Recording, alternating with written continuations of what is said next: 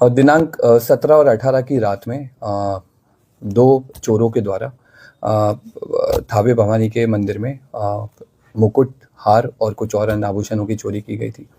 इसमें क्योंकि प्रशासन और पुलिस के स्तर से चूक हुई थी, तो हम लोगों ने इसमें जो टीओपी प्रभारी हैं और वहाँ के जो अन्य कर्मी हैं, पुलिसकर्मी, उन पे सब पे कार्रवाई की थी। और क्योंकि चूक भयंकर थी, तो इसमें हम लोगों के स्तर से भी इसकी जो लापरवाही है उसकी हम लोग जवाबदेही लेते हैं, जिम्मेदारी हम लोग लेते हैं एज ए पुलिस अधीक्षक। हम लोगों ने इसमें, क्योंकि घटना काफ़ी संवेदनशील थी, तो हम लोगों ने कई सारी एसआईटी बनाई गई थी और लगभग 12 के आसपास टीम्स अलग अलग बिंदुओं पे काम कर रही थी। कुछ स्थानीय लोगों पे, कुछ दूसरे जिलों के, दूसरे राज्यों के क्रिमिनल्स पे भी काम किया जा रहा था। उसी क्रम में हम लोगों ने एक व्यक्ति पे फोकस किया जिसका नाम दीपक राय है। ये इसके फादर का नाम देवानंद राय है। ये जमनिया थाना गाजीपुर का रहने वाला है और इसकी हम लोगों ने कल इटवा पुल से गिरफ्तारी की है और इसने अपने अपराध को स्वीकार किया है। इसके द्वारा पूर्व में भी कई सारे ऐसे मंदिर चोरी में अपराध किए गए हैं। इसी साल मार्च 2025 में इसके द्वारा महू जिले के कोतवाली थाने में शीतला माता मंदिर में चोरी की घटना कारित की थी, जिसमें जेल गया था और 13 नवंबर को जेल से छूटा है। जेल से छूटने के बाद में फिर इसने थावे मंदिर और पुणे के एक बड़े मंदिर की रेकी करना स्टार्ट किया। वहाँ के सोने मुकुट के बारे में इसने गूगल पे और यूट्यूब पे अच्छे से सर्च किया और 10 और 11 की रात में थावे मंदिर में आकर प्रॉपर रेकी की और जिस तरह से घटना कारित की गई है उसी तरह से इसके द्वारा रेकी किया गया।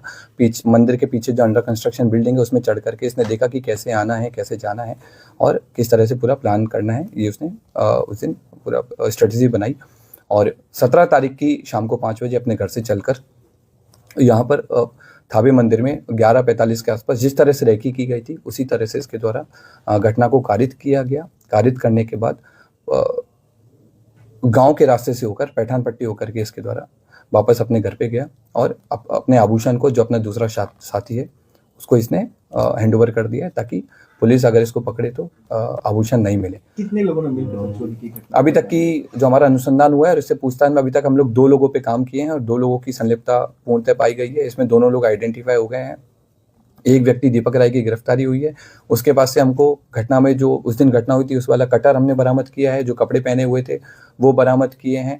फ़ोन बरामद किया है जिसमें उसके द्वारा थावे मंदिर के बारे में सर्च किया गया है और घटना कारित होने के बाद में भी उसने सोने की डिटेल PI 916 के बारे में पूरा उसने पढ़ा है।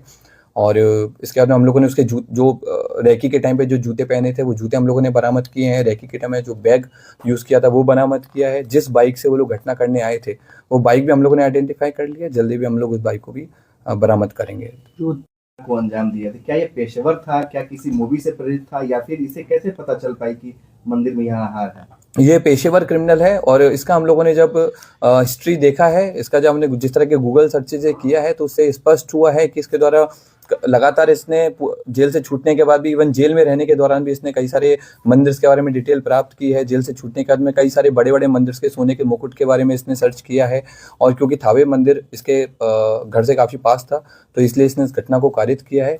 इसने कई सारी जो क्राइम थ्रिलर हैं, जैसे जो बिहार बेस्ड एक मूवी बनी है उस पर भी इसने सर्च किया, उसके बारे में पढ़ा कि कैसे पुलिस अनुसंधान करती है, कैसे पुलिस अपराधी तक पहुंचती है, कांड का उद्भेदन करती है, ताकि उन सारे तरीकों से बच करके इसके द्वारा उन सारे तरीकों को यूज करके पकड़े जाने से बचा जा सके। क्या उस दिन मोबाइल भी लेकर पहुंचा था? नहीं, उस दिन ये मोबाइल नहीं लेके आया था। इवन जिस दिन रेकी करने आया था उस दिन भी इसने इंश्योर किया था कि इसका कोई भी डिजिटल फुटप्रिंट थावे या फिर गोपालगंज में नहीं रहे, ताकि अगर पुलिस कल को अनुसंधान करे या फिर कोर्ट में आगे ट्रायल हो तो इसके ऊपर कोई ऐसा प्रूफ नहीं मिले कि ये यहाँ पर मौजूद। कितने केसेस में सर ये वांछित रहा है? अभी तक के रिकॉर्ड के हिसाब से हमको इसके ऊपर 5 केसेस मिले हैं, जिनमें बनारस में इसने बाइक चोरी की है, महू में इसने मंदिर चोरी की है और भी हमें लोकल सोर्सेज से पता लगा है कि पूर्व में भी कई सारे मंदिरों में चोरी कर चुका है, लेकिन वो अभी तक उद्भेदन नहीं हो पाए थे, इसलिए इसका नाम नहीं आया है।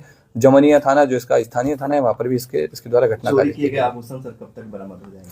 हम लोगों की जो टीम्स हैं अलग अलग जगह पर रेकी कर रही हैं आभूषण को लेकर के और अनुमंडल पुलिस पदाधिकारी सदर के नेतृत्व में टीम और कई सारे इंस्पेक्टर्स के साथ मिलकर के टीम कैंप की हुई है जिले के बाहर और हम लोग की पूरी कोशिश है कि जितना जल्दी हो सके हम लोग आभूषण की बरामदगी करें। क्या ये कोई संगठित गिरोह काम करता है या फिर ऐसे ही अपने से खुद ही? ये खुद अपने आप में एक संगठित गिरोह चलाता है, अलग अलग घटना के लिए अलग अलग लोगों को कन्विंस करता है जिनको पैसे की जरूरत रहती है और घटना को कारित करवाता है।